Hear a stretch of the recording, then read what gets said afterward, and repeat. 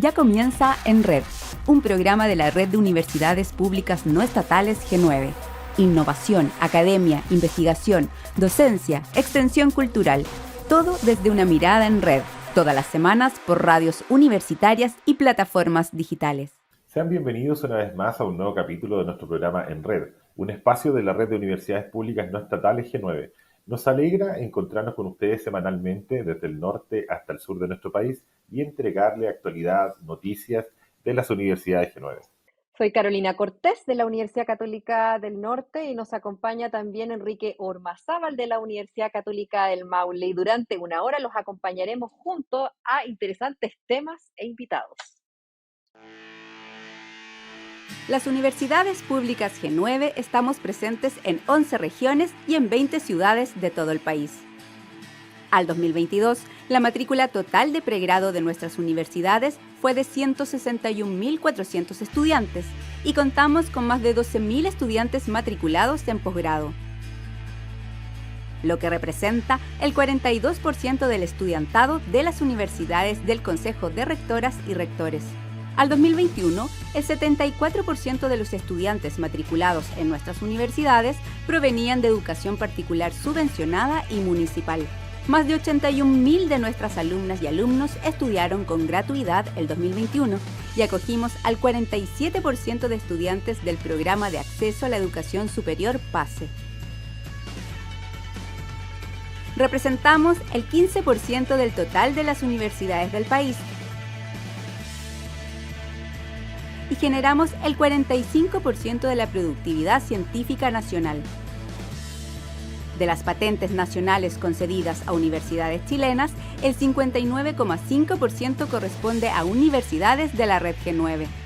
Contamos con más de 120 centros de investigación y al 2022 desarrollamos 2.450 proyectos científicos y publicamos más de 17.000 artículos en revistas indexadas.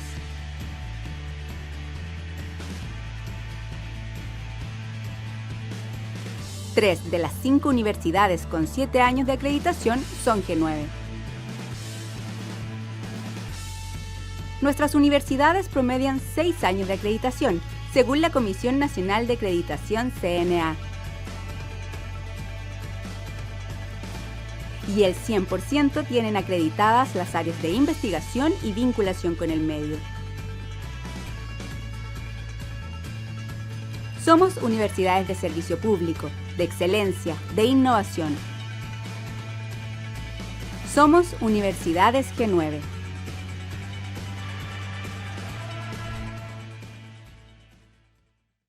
El pasado martes 7 de noviembre, la presidenta del Consejo Constitucional, Beatriz Evia, junto a la directiva de este organismo, entregó al presidente de la República, Gabriel Boric, el texto de la nueva Constitución. Y como ya es de conocimiento público, el próximo domingo 17 de diciembre será la ciudadanía la que votará si está a favor o en contra de esta nueva propuesta.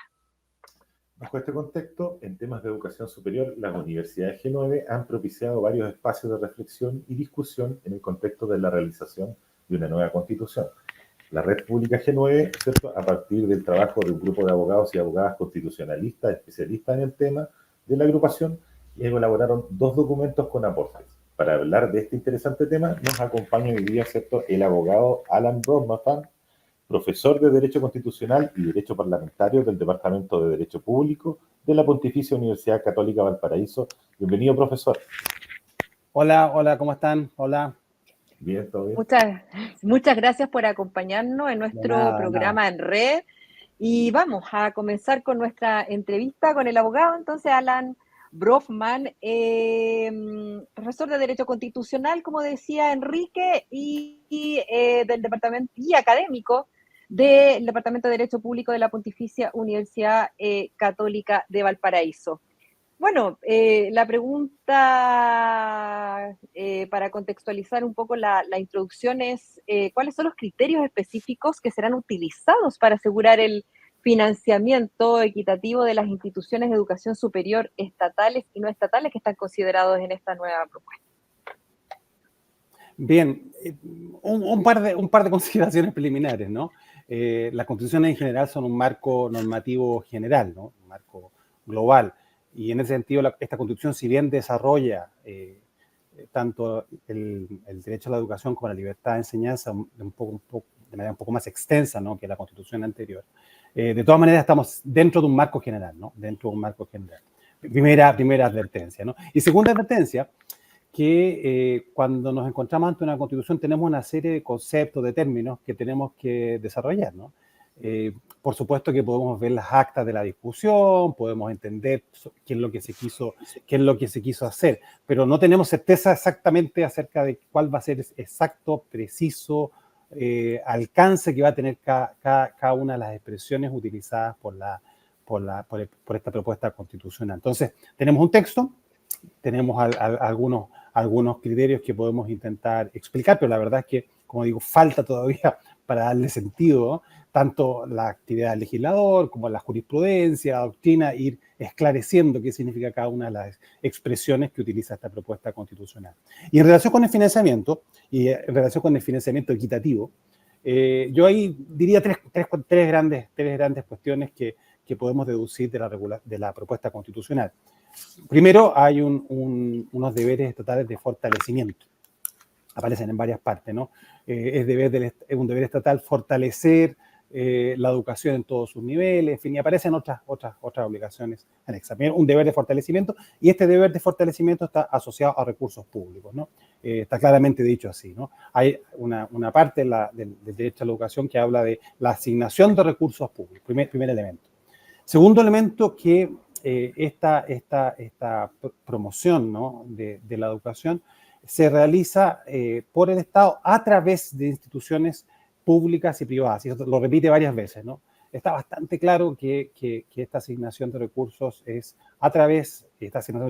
para avanzar en el derecho a la educación, y repito que se realiza a través de instituciones públicas y privadas. Lo dice en el derecho a la educación, lo dice también cuando habla del Estado social y democrático de derecho, ¿no? Lo dice también cuando habla de cómo se ejecutan los derechos sociales. También lo dice, aparece en varias partes esto de las instituciones públicas y privadas. A propósito del financiamiento, da algunos criterios, yo diría positivos y negativos. Dentro de los positivos habla de razonabilidad. La asignación de recursos públicos en esta materia no dice equitativos, pero sí dice razonabilidad, y por supuesto que estamos en el caso de los términos que señalaba al comienzo, que decía que tenemos que darle sentido, tenemos que darle contenido a esta idea. Se ha discutido si algunos ya han dicho que esto significa el fin de la gratuidad de la educación superior. Yo creo que no. No está dicho así, ¿no? Eso es una decisión más bien legislativa, ¿no? Sí, razonabilidad me remite por lo pronto al capítulo primero, y ahí se habla de desarrollo progresivo, ¿no? También después en el artículo 24 lo mismo, ¿no? Medidas adecuadas para realizar. Habla de un cierto avance paulatino hacia un propósito. Ya en el capítulo primero se habla bajo el principio de responsabilidad fiscal, es decir, siempre esta razonabilidad está asociada a la responsabilidad fiscal, y también a la provisión de la correspondiente cobertura a través de instituciones públicas y privadas, ¿no? Razonabilidad, calidad es el otro concepto que se utiliza también en derecho a la educación, ¿no? Que esta asignación de recursos públicos está asociada a calidad, que creo que es algo muy, muy positivo. Por supuesto que el legislador tendrá que decirnos qué significa calidad, ¿no? Cómo se dimensiona y cómo condiciona la asignación de recursos públicos. Y luego hay un par de prohibiciones, varias veces se habla de no discriminación arbitraria en el financiamiento, ¿no? Es decir, también ahí se sostiene que no debiese haber ningún tipo de discriminación que carezca de justificación. Se habla también del sistema estatal de educación. Hay una cláusula, ¿no?, una disposición que se refiere al sistema estatal, y ahí dice que podrá ser financiado, pero no, aparentemente del texto no surge ningún tipo de privilegio distinto del que podría surgir de estos criterios de razonabilidad y de calidad y de no discriminación arbitraria, ¿no? Entonces, como digo, hay varias disposiciones que regulan esta materia. Y finalmente otro punto que me gustaría mencionar es que varias veces la Constitución habla de progresividad, que es una idea que está en el ámbito de los derechos sociales, está en la Convención Americana de Derechos Humanos, sin ir más lejos, ¿no? Ya está esa idea de progresividad, que en el fondo consiste en que la satisfacción o el progreso, el avance en el derecho en la satisfacción de este derecho social, que es el derecho a la educación, se va se va desarrollando paulatinamente en el tiempo, por supuesto, bajo los criterios que he venido señalando, ¿no? Profesor Rafa, bueno, ya lo adelantaba, ¿cierto? Que muchas cosas van a quedar en la discusión posterior de cuando se apruebe o en el caso que entre en vigencia esta nueva constitución. En esta medida, el nuevo texto constitucional prevé que protege la autonomía universitaria en términos de gestión y libertad académica, de la cuestión que le toca también a la educación en Chile. ¿Y cómo se balancea esto con la regulación estatal que se va a generar también? Sí, la norma constitucional la propuesta constitucional en este punto es bien explícita, ¿no? Hay una parte donde dice la letra, lo tengo por aquí anotado, ¿no? El artículo 24, letra F, el Estado respeta la autonomía de las instituciones de educación superior, ¿no? Aquí volvemos a algo que ya existía en la Constitución de 1925 después de la reforma de 1970, ¿no? Hay una referencia específica y además hay varias normas que yo diría confluyen en esta protección de la autonomía. Es decir, además de esta declaración general, hay normas particulares que la complementan. En sentido positivo, hay una parte donde se dice que el Estado sostiene y coordina una red pluralista de instituciones de educación, ¿no? Entonces, claro, ese pluralismo supone respetar, ¿no?, las características y la identidad de cada institución. También la propia norma sobre libertad de enseñanza dice al final, el Estado promoverá la diversidad de proyectos educativos, lo dice así explícitamente, ¿no? También es un mandato específico y positivo respecto de la actividad estatal. Y además, como siempre, hay un par de prohibiciones, ¿no? Dice ahí que la asignación de recursos públicos no puede condicionar libertad de enseñanza. Es decir, no podría involucrarse la asignación de recursos públicos a cualquier condición que signifique disminuir esta libertad de enseñanza protegida por el artículo 24, ¿no? Entonces, luego también ahí hay un reconocimiento importante de la autonomía. Lo mismo cuando dice no es posible ningún tipo de discriminación arbitraria en el financiamiento de la educación superior. Lo mismo, ¿no? En el mismo sentido, ¿no? Entiendo que tanto la declaración general acerca del respeto a la autonomía de la institución de educación superior, como estos elementos positivos, este sustento, sostener y promover una red pluralista, esta promoción de proyectos educativos, como estos negativos, confluyen todos en el mismo sentido de garantizar la autonomía universitaria. Por otra parte, por supuesto que hay todo un desarrollo legislativo pendiente, ¿no? Y en ese sentido hay muchas cosas que han venido pasando en el tiempo. Yo entiendo por el momento que esos cambios legislativos están todavía en sintonía con estos mandatos de autonomía. De todas maneras, es un punto a discutir, ¿no? Es un punto a discutir acerca de hasta qué punto los criterios, ¿no?, que tenemos en la actual legislación, por ejemplo, a propósito de los procesos de acreditación institucional, cuando en la acreditación institucional se comienzan a fijar a través de los instructivos, ¿no?, de la Comisión Nacional de Acreditación, ¿no?, una serie de criterios, hasta qué punto estamos respetando la autonomía universitaria, ¿no? Creo que ahí hay una cuestión ahí. Como digo, por el momento me parece que estamos todavía dentro del ámbito de esta propuesta, pero es un punto a discutir. Creo que es un punto a discutir ahí, especialmente cuando esos instructivos van creciendo y creciendo y creciendo, van incorporando nuevas reglas, ¿no? Que no todas las universidades y del mismo modo son fáciles de aplicar. Algunas sí, por supuesto, que van en un sentido universal de mejoramiento de la calidad en la educación superior, pero otras ya entramos en algunos terrenos en los cuales creo que por lo menos es posible discutir, ¿no? Que es posible y conveniente discutir. Profesor, lo habíamos hablado al principio, bueno, este ha sido un proceso largo, esta es la segunda propuesta de constitución que tiene nuestro país, y bueno, desde la primera instancia, las universidades de la red G9, claro, han propiciado estos espacios como para discutir y reflexionar y entregar los aportes que como red creemos que son importantes de considerar. Y uno de los aspectos que se ha hablado y que se ha discutido y se ha reflexionado es en cuanto a de garantizar en esta nueva propuesta de constitución el acceso igualitario a la educación superior. ¿Ya? Y ahí va más o menos nuestra pregunta. ¿Cuáles son los mecanismos que se prevén para evitar esta discriminación en la educación superior? Bien, cuando se habla por lo pronto hay deberes generales del Estado, los que comentaba antes, ¿no? Promoción, promover la educación superior en todos los niveles. Y hay una disposición específica ahí donde dice en Derecho a la Educación, ¿no? Dice, la ley contemplará mecanismos que aseguren la no discriminación arbitraria en el acceso y financiamiento de los estudiantes de la educación superior. Creo que ahí hay un mandato, no se me ocurre nada más en una norma de carácter constitucional, ¿no?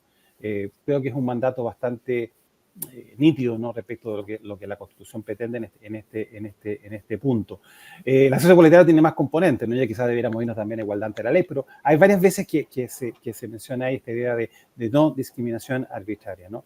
Y creo que esto es una cuestión relevante, especialmente cuando observamos el sistema de educación superior chileno a lo largo, y su despliegue a lo largo del territorio, ¿no? Porque es evidente que ese acceso tiene dificultades, ¿no? Especialmente en la oferta académica en las regiones menos pobladas, ¿no? Que por supuesto que siempre vale la pena analizar, ¿no? Qué oportunidades tiene una persona que vive en una región con una oferta académica menor. Y creo que la Constitución, de manera adecuada, a mi modo de ver, plantea el criterio general, no discriminación arbitraria, ¿no? Puede haber discriminación, pero por supuesto que siempre hay que tener algunas justificaciones, algo fundamental. Entonces, va por ese lado, no dice más, como digo, la Constitución no se compromete, al modo como yo leo las disposiciones, ¿no? No se compromete con la gratuidad, ni mantenerla, ni eliminarla. Ahí habla de razonabilidad y calidad, ¿no? Que son los dos criterios de asignación de recursos.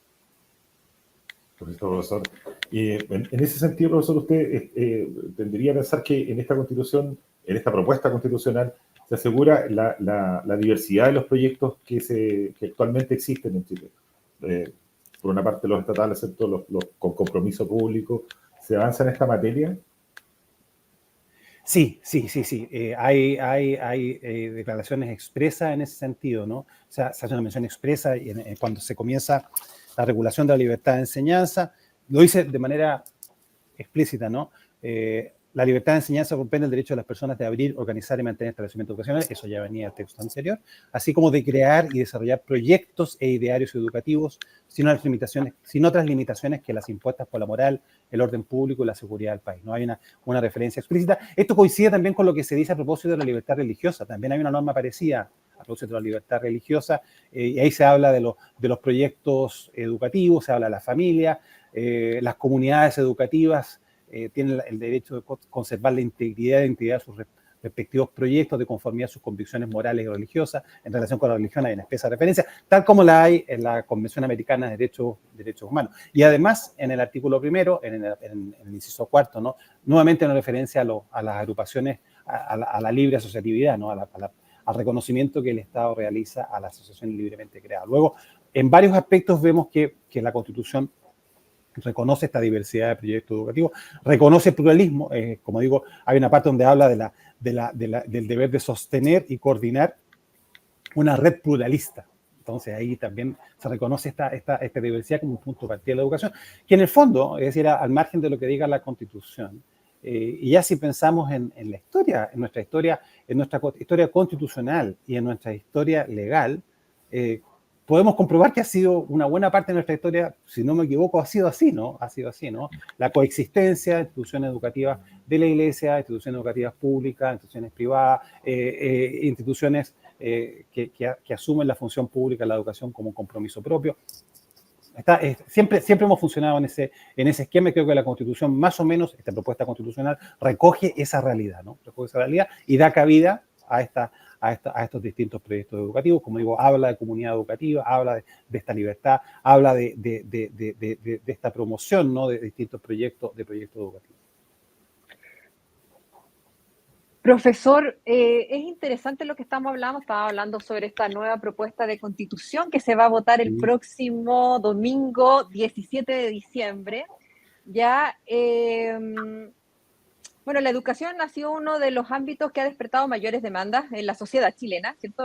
Durante los últimos años, porque exigen calidad, equidad, gratuidad y no discriminación. Bajo este concepto, ¿cómo usted, y esto yo creo que es su opinión personal, cómo ve esta nueva propuesta con respecto a estas temáticas que son importantes? La Constitución, a mi modo de ver de manera adecuada, lo que hace es fijar el marco general, ¿no? El marco general. Y este marco general tiene un par de cuestiones que creo que son novedosas en su incorporación en la Constitución y, por supuesto, su desarrollo corresponde más bien tanto al legislador, eventualmente a los jueces, ¿no? Y corresponde también a quienes piensan sobre estos temas, ¿no? No cierra caminos. Yo diría que, como corresponde a un texto constitucional, los deja abiertos, ¿no? Creo que la idea de razonabilidad en la asignación de recursos públicos, la idea de calidad, que también está incorporada en la asignación de recursos públicos, la idea de no discriminación arbitraria, que hay que construirla, ¿no? Por supuesto que la tenemos, pero hay que construirla en la práctica. ¿Qué significa no discriminar arbitrariamente, ¿no? Tenemos problemas serios en relación con la educación, la contrastamos con niveles socioeconómicos, ¿no? Tenemos problemas importantes, significativos. Bueno, la Constitución simplemente nos dice eso y por supuesto que le corresponde al legislador avanzar en la satisfacción de este derecho a la educación con un objetivo político y jurídico relevante. La Constitución no cierra aquí, como lo hacía el proyecto anterior, ¿no? La participación de la familia, de los padres, de las instituciones públicas y las instituciones privadas, habla de red, instituciones pluralistas. Entonces creo que en ese sentido recoge lo que es la realidad y permite al legislador avanzar por un camino con estos lineamientos, ¿no? Con estas directrices y con estos puntos de referencia que son esta razonabilidad, esta calidad y esta no discriminación arbitraria. Creo que en ese sentido lo hace bien. Creo que lo hace bien. Como punto de partida, ¿no? Decía al comienzo que de todas maneras tenemos que ver qué significa razonabilidad, por ejemplo, en un contexto de Estado social y democrático de derecho. ¿Qué significa razonabilidad de Estado? Cuando digo que mi objetivo es social, cuando digo que mi objetivo es democrático, ¿no? ¿Cómo compatibilizo esto con algunos de los problemas que observamos en nuestro sistema educacional y en el tema que estamos conversando en nuestro sistema de educación superior, ¿no? Creo que hay un par de ideas importantes que están en la Constitución y que sirven al legislador para orientar su labor para responder a este desafío que en el fondo sigue vigente, ¿no? Sigue vigente y diría que ahora con mayor fuerza, especialmente con todas las expectativas que se han generado respecto de la Constitución. Profesor Alan Brofman, me gustaría que nos pudieras comentar qué aspectos usted cree que se podrían haber abordado de una manera más global, más rotunda. Si es que hay algunos aspectos que pudiesen ser mejorados todavía en esta redacción, si usted no, a nivel personal, no quedó conforme con algún aspecto específico de lo que tiene que ver con la educación superior. A ver, aquí claro, hay opciones personales, ¿no? Yo creo que una constitución tiene que ser breve, tiene que decir pocas cosas, por varias razones, ¿no? Por varias razones, porque en el fondo intentar plasmar proyectos político-partidistas en una constitución es un negocio arriesgado. Y creo que en el fondo en la Constitución tiene que estar aquellos contenidos sobre los cuales estamos de acuerdo. Estamos más o menos de acuerdo, ¿no? Por supuesto que pueden haber discrepancias, pero creo que ese es el fin de toda Constitución, ¿no? Reunir aquello que nos une. Ese es el aporte que puede hacer el derecho constitucional a la política. Claro, es decir, ¿de qué sirve que tengamos en el derecho constitucional tengamos política 2, ¿no? En política tenemos Congreso, tenemos autoridades representativas, tenemos diputados, senadores, presidente. ¿De qué sirve que tengamos todo eso reproducido en los tribunales de justicia también aplicando el derecho? Creo que un buen derecho constitucional expresa consenso, refleja ideas en las cuales estamos más o menos de acuerdo toda la ciudadanía. Y en ese sentido creo que el camino optado, si bien algunas cosas que uno pensaría podría ser distinta, ¿no? Creo que hay una cuestión ahí que sí es interesante reflexionar. No sé si sea constitucional, la verdad, que es la función pública de la educación, ¿no? Claro, es un tema espinoso y quizás no es constitucional porque quizás hay que precisarlo mucho, ¿no? En el sentido de que tenemos la suerte en el país, ¿no? De tener muchas instituciones, y pienso en instituciones de educación superior, que tienen clarísimo el carácter de función pública de la educación superior, ¿no? ¿Cuáles son sus contenidos? ¿Cuál es el alcance? ¿Cuál es el propósito que nos mueve como instituciones? Pienso en las instituciones del G9 y, por supuesto, la del Consejo Rector en general, ¿no? Entonces, Quizás eso podría haber estado, pero también reconozco que es complicarse un poco la vida, ¿no? Porque cada vez que ponemos algo tenemos que explicarlo, desarrollarlo. Quizá también, creo que sería interesante, pero no estoy seguro si va en una constitución, ¿no?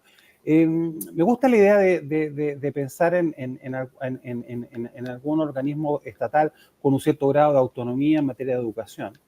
Ya existen, ¿no? Ya existen. Y creo que es una buena idea pensar nuevamente en aquellas cosas que como objetivo de nuestra comunidad política debiera ser resguardado, ¿no?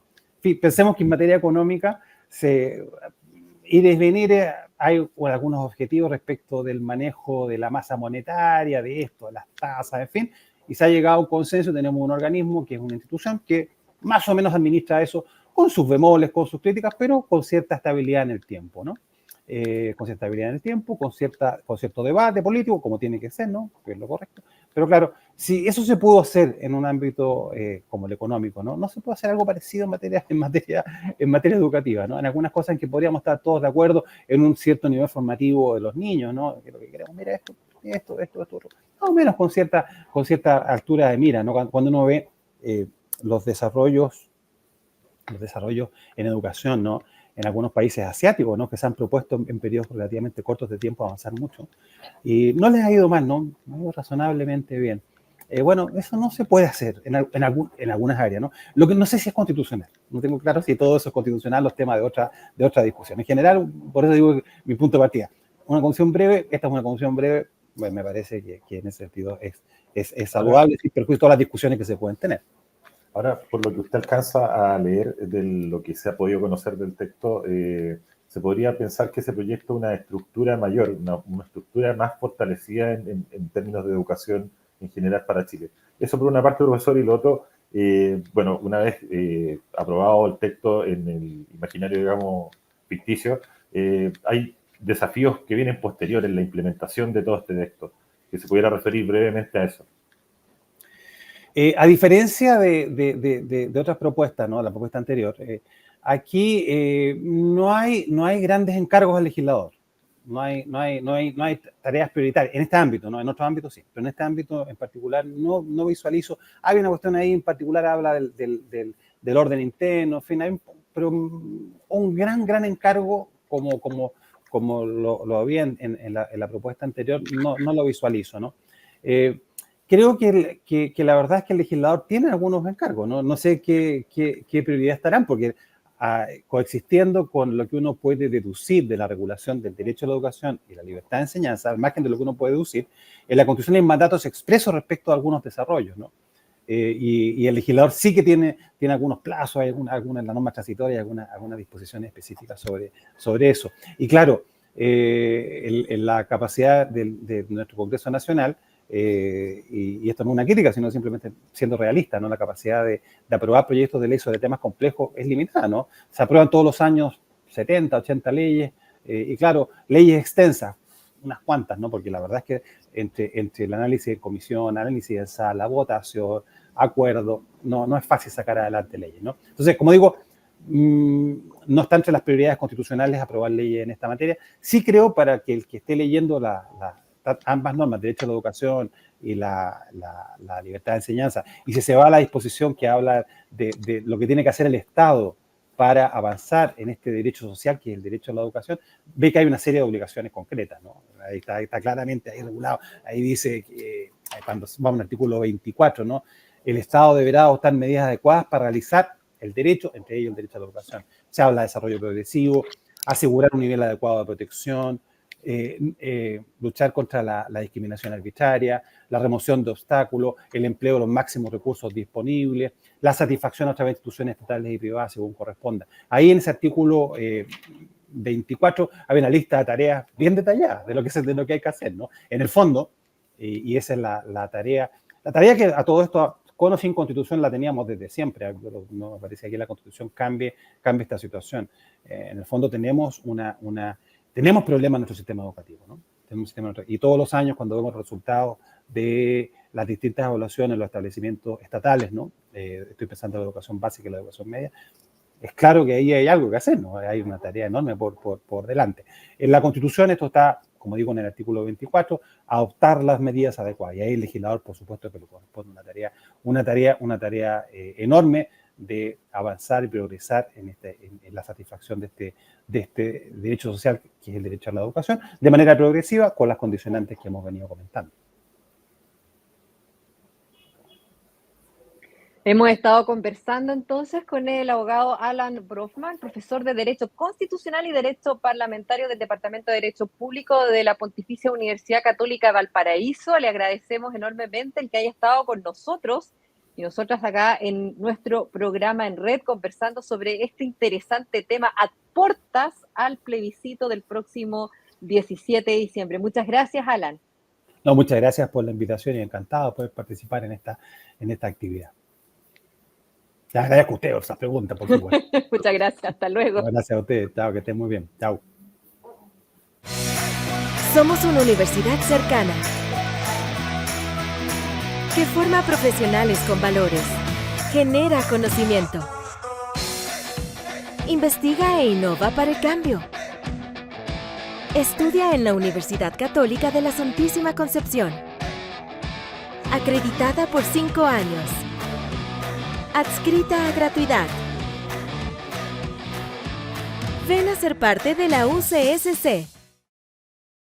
Congreso Futuro, la plataforma de intercambio de ideas más importante de Latinoamérica, en sus 12 años ha reunido a más de 1.000 expositores, más de 750 investigadores nacionales, 20 premios Nobel. En su versión 2023, logramos más de 4 millones de visualizaciones, más de 40 millones de impresiones y más de 2 millones en visualizaciones de streaming y contenido en nuestro canal de YouTube. Este 2024, Congreso Futuro presenta ¿Y ahora qué hacemos? Una conversación sobre futuro, ciencia, tecnología y sociedad. Nuevo espacio para un nuevo formato. Desde el 15 al 20 de enero de 2024, Congreso Futuro se realizará en el Centro de Extensión del Instituto Nacional, donde podrás vivir una nueva experiencia Congreso Futuro. Exposiciones centrales, talleres, instancia de networking, exposiciones artísticas, experiencias inmersivas, exposiciones universitarias, feria de publicaciones literarias, exposición de medios de comunicación. En paralelo, y al igual que en su edición 2023, durante la semana del 15 al 20 de enero del 2024, Congreso Futuro tendrá actividades a lo largo de todo Chile. No te pierdas la nueva edición de Congreso Futuro. ¿Y ahora qué hacemos? Más información en congresofuturo.cl. En 1954, en el sur del país, se dio inicio a un sueño ciudadano y descentralizador. Crear en Valdivia una universidad donde la ciencia, el arte, la cultura, el conocimiento, la innovación, la vinculación y la formación de profesionales fueran el centro de su quehacer. Han pasado 7 décadas y la Universidad Austral de Chile se sigue proyectando como una institución de excelencia al servicio del país. En Valdivia, Osorno, Puerto Montt y Coyhaique, vive la UACH, tu lugar. Conversamos hace algunos programas atrás respecto a la implementación de la Ley 21.369 que regula, entre otras cosas, la violencia y discriminación de género en el ámbito de la educación superior. En ese momento lo conversamos con la prorectora de la Universidad Católica de Temuco y diversos aspectos de las temáticas de equidad de género en la educación superior. Hoy conversaremos del quehacer en esta área de la Universidad Técnica Federico Santa María. Y para eso nos encontramos con Irene Ortega, quien es directora de la Dirección General de Planificación y Desarrollo de la Universidad Técnica Federico Santa María, quien además forma parte de la Comisión de Equidad de Género de la Red G9. Bienvenida, Irene. Hola, muy buen día. Muchas gracias y saludo a todos quienes nos estén viendo y escuchando. Muchas gracias, Irene, por estar con nosotros. Y bueno, bajo este contexto que nos entregó Enrique, queremos comenzar al tiro con las preguntas acerca de la reflexión que tiene como universidad un año de haberse iniciado la implementación de la Ley 21.369. Bueno, les puedo compartir que nuestra experiencia, nuestra trayectoria como universidad, como en muchas de las instituciones de la Red G9, parte con mucha fuerza desde el año 2018. y agradecemos mucho que la normativa nos haya podido dar un nuevo impulso. Nosotros hoy día estamos con una tarea muy importante de socializar, de compartir con la comunidad las implicancias de la ley. Es una tarea cotidiana donde tanto profesores, estudiantes, visitas familiares, empresas de terceros se ven obviamente insertos en un sistema en que, como hemos dicho varias veces, el rayado de cancha se ajusta y es importante que la comunidad lo conozca. Entonces, en ese sentido, la primera reflexión es la importancia de comunicar, de informar, de mantener a la vista la información relacionada con esta nueva normativa. Y se suma, por supuesto, a todas las acciones de prevención que nosotros veníamos haciendo hace muchos años atrás como comunidad en todos nuestros emplazamientos. Nosotros tenemos como universidad 5 campus y sedes y nos importa, por supuesto, que en cada uno de nuestros lugares tengamos estos espacios de trabajo. La segunda reflexión para nosotros como universidad es la importancia de las redes. Ha sido súper valioso el integrar la red del G9, el compartir experiencias, el compartir prácticas, el comprender la diversidad del sistema. Y en ese sentido creo que la tercera reflexión para nosotros ha sido, dentro de esa diversidad, el poder ir acompañándonos entre instituciones.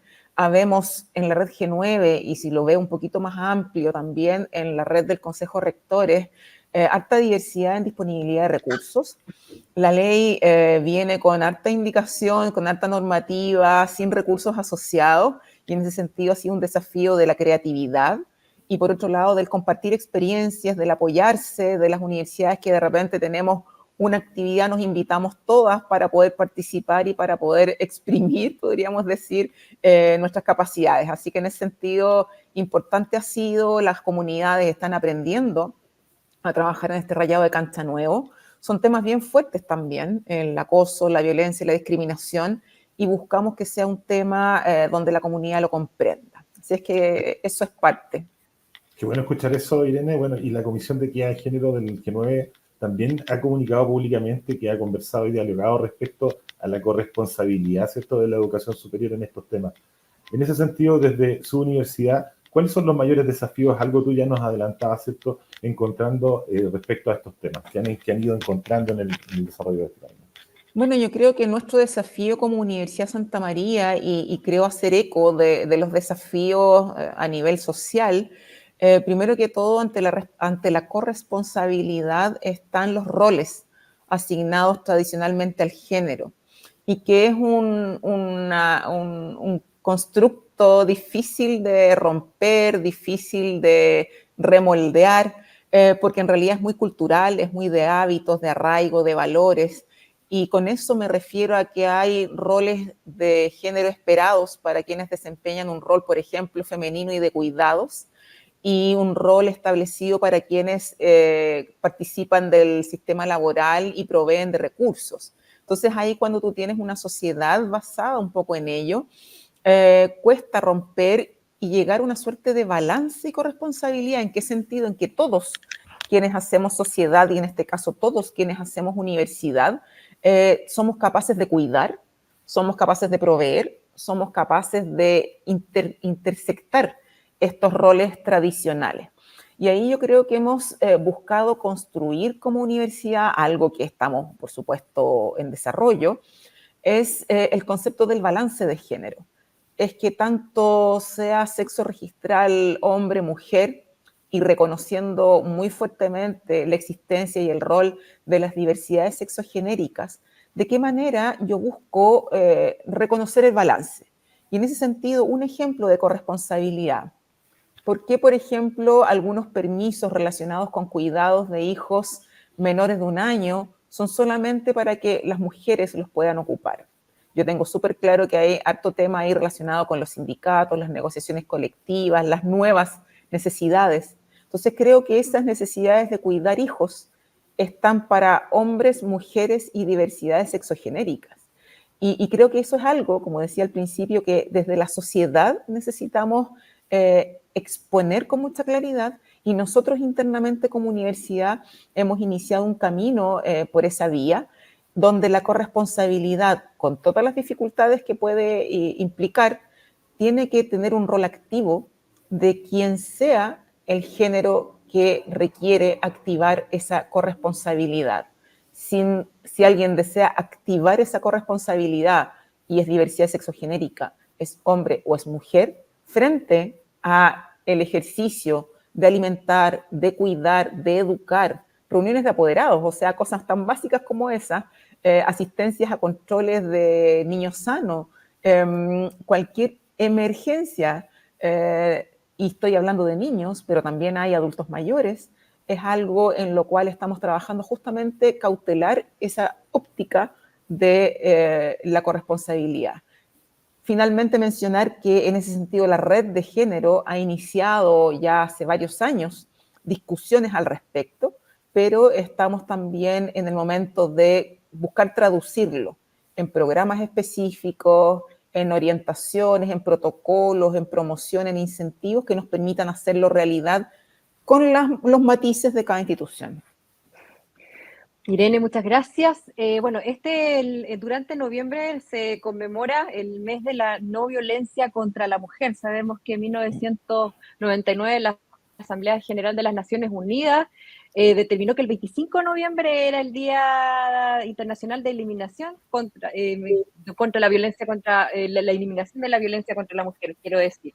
Y bajo ese contexto, desde la Universidad Técnica Federico Santa María, ¿cómo ven los avances que han experimentado en el ámbito, bueno, en la educación superior en materia de equidad de género, de acortar las brechas y abordar los temas de acoso, violencia y abuso en ambientes universitarios?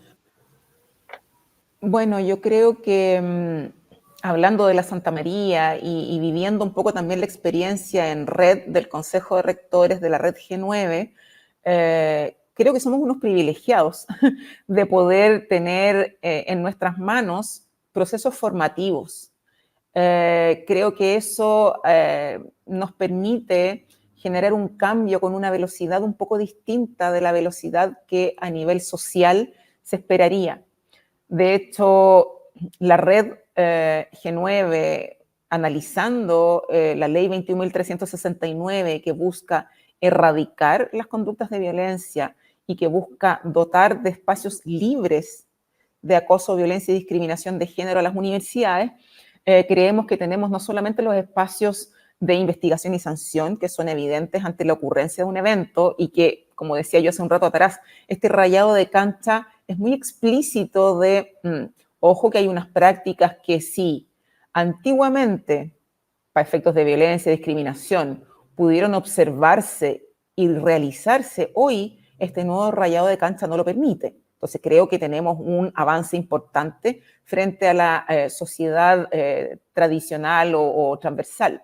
Pero por otro lado tenemos el espacio de prevención y ahí tenemos espacios educativos, espacios normativos. Incluso pensando en la normativa de la Santa María, nosotros aparte de sanciones principales, podríamos decir, sobre todo para estudiantes, tenemos algunas sanciones complementarias que hablan de espacio formativo y es bien complejo mencionarlo así, pero entendemos que debemos proveer y propender a dar espacios de reflexión a quienes hayan incurrido en alguna conducta de violencia para que reconozca, autoanalice, autoevalúe lo que significa y no se vuelva a repetir. Entonces, yo creo que las universidades, como digo, somos privilegiadas porque en este caso hoy no necesitamos esperar que la sociedad ajuste y cambie y erradique, sino que tenemos un espacio que se nos ha dotado y que necesitamos, obviamente, aprovechar. Y en ese sentido, la red también nos provee de compartir buenas prácticas al respecto. Qué positivo todo lo que comentas, Irene. Bueno, las universidades siempre siendo punta de lanza en la vanguardia de la sociedad, ¿cierto? Empujando estos temas que ocurren.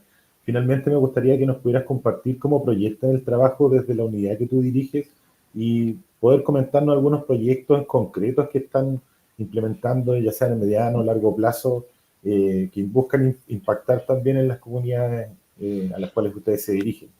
Exacto. Bueno, en el caso particular nuestro como Universidad Santa María, hay dos iniciativas que es importante mencionar que estamos impulsando dentro de nuestra cartelera de varios temas. Como decía, decíamos hace un rato atrás, hablamos de efemérides como el 25N, usualmente el 8 de marzo es un tema en que nos conmemoramos, nos ponemos a reflexionar, pero en lo particular nosotros como Universidad Santa María tenemos una población estudiantil, una población de profesores, de trabajadores, donde tenemos una componente del sexo masculino importante.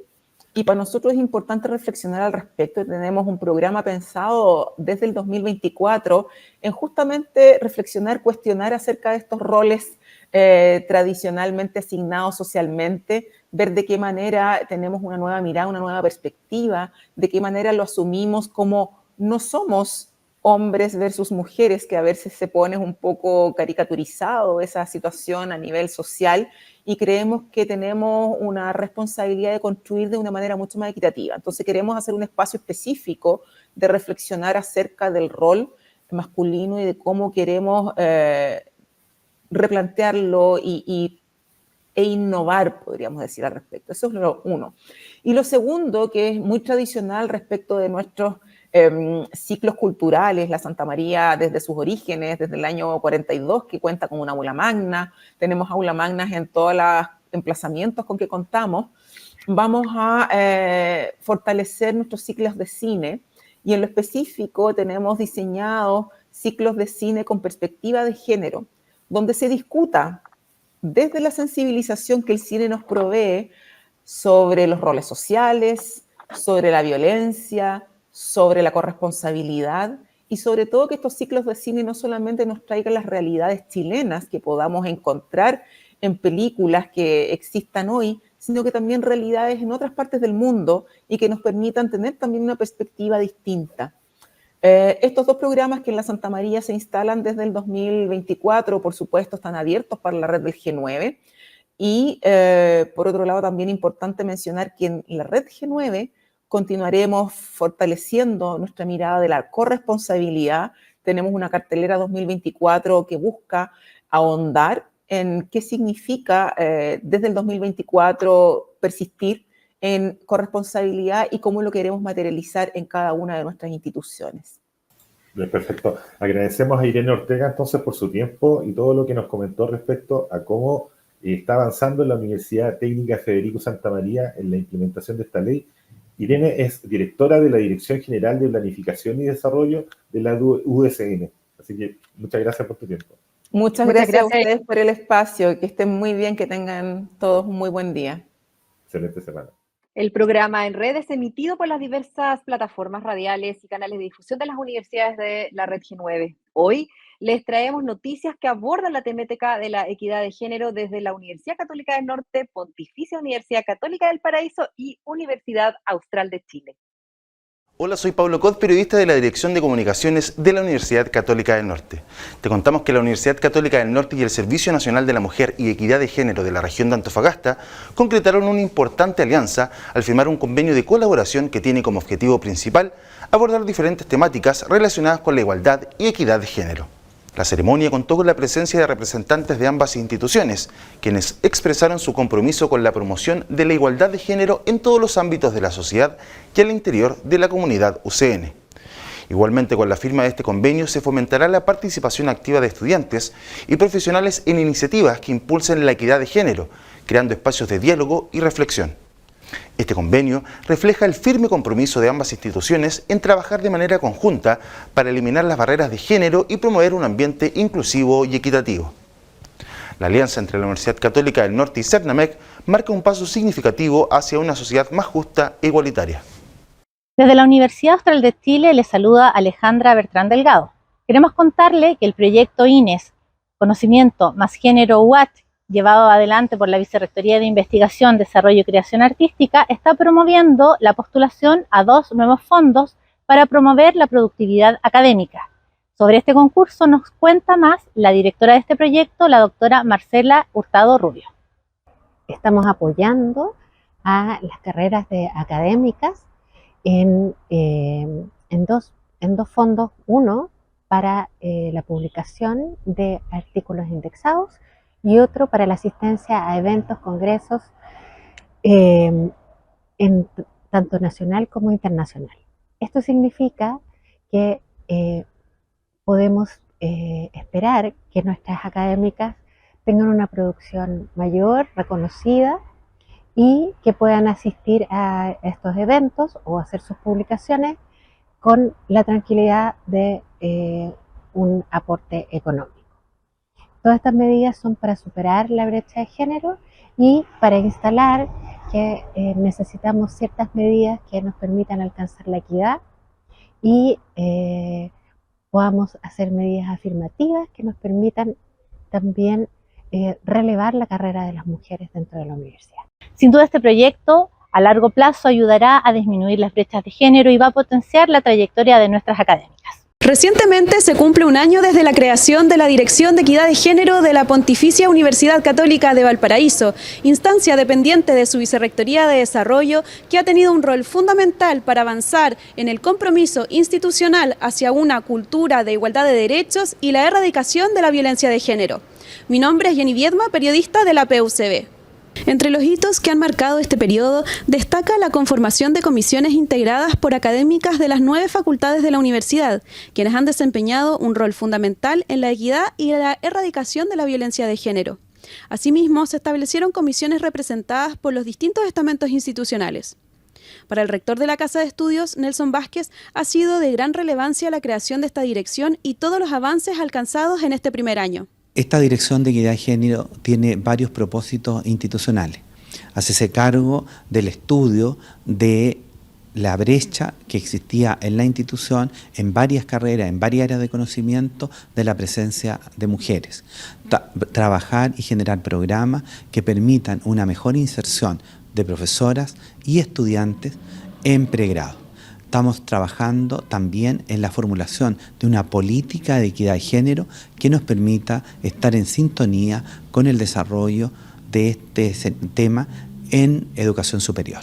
En relación a los avances consignados en el presente año, la directora de Equidad de Género y académica de la Escuela de Trabajo Social, Jessica Herrera, destacó, entre otros aspectos, la realización de campañas de sensibilización y concientización. Un año en el cual podemos identificar algunos logros, pero también algunos puntos críticos que finalmente estamos intentando transformar en los desafíos para transversalizar el género en nuestras prácticas cotidianas. Se espera que próximamente se presente la política institucional en esta materia, la que buscará incorporar la perspectiva de género de manera transversal en la gestión, formación y sensibilización al interior de la Casa de Estudios. Hemos llegado así al fin de un nuevo capítulo de En Red, donde hemos conversado respecto a los alcances de una eventual nueva constitución y el trabajo de la Comisión de Equidad de Género de la Red G9. Bueno, somos Carolina Cortés de la Universidad Católica del Norte y Enrique Ormazábal de la Universidad Católica del Maule. Y como es nuestra costumbre, les dejamos invitados a conectarse cada semana a nuestro programa En Red, para quedar informados de la contingencia en educación superior y además de otros temas que como país estamos viviendo constantemente. Nos encontramos entonces la próxima semana. Gracias por conectarse con las universidades G9. Finaliza En Red, espacio de conversación e información de educación superior nacional. Nos escuchas y ves semanalmente en radios universitarias y plataformas digitales de las universidades G9. Una invitación de la Red de Universidades Públicas No Estatales G9.